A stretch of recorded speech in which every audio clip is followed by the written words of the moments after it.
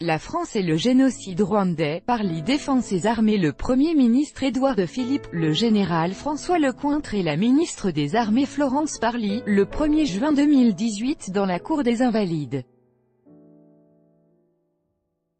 Reuters, Charles Placiot. Lors de la visite de Paul Kagame à Paris, Emmanuel Macron s'était dit favorable à ce que se poursuive le travail de déclassification des archives officielles durant la période du génocide rwandais.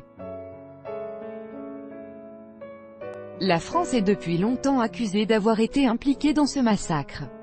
Hier, lors de la séance de questions au gouvernement, un député de la majorité a interpellé la ministre des Armées au sujet de ce processus de déclassification. Sans que Florence Parly n'en dise beaucoup plus. Alors Madame la ministre, pouvez-vous nous en dire plus sur le processus d'ouverture des archives? Si la question posée par le député de la majorité Hubert Julien Laferrière a eu le mérite de la clarté, Florence Parly, la ministre des Armées, n'a pas voulu entrer dans les détails. Elle a préféré saluer les annonces faites par le président français il y a 2 semaines.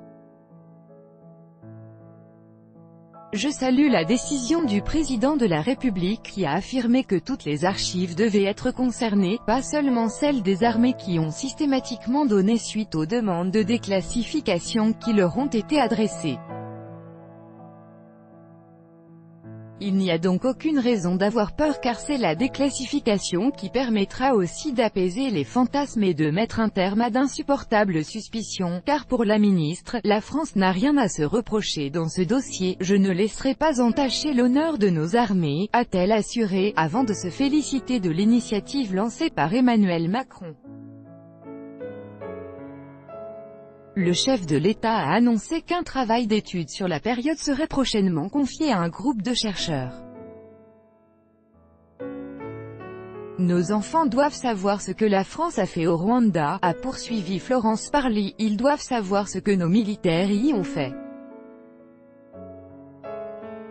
Nous sommes toujours aux côtés de ceux qui ont combattu pour la France.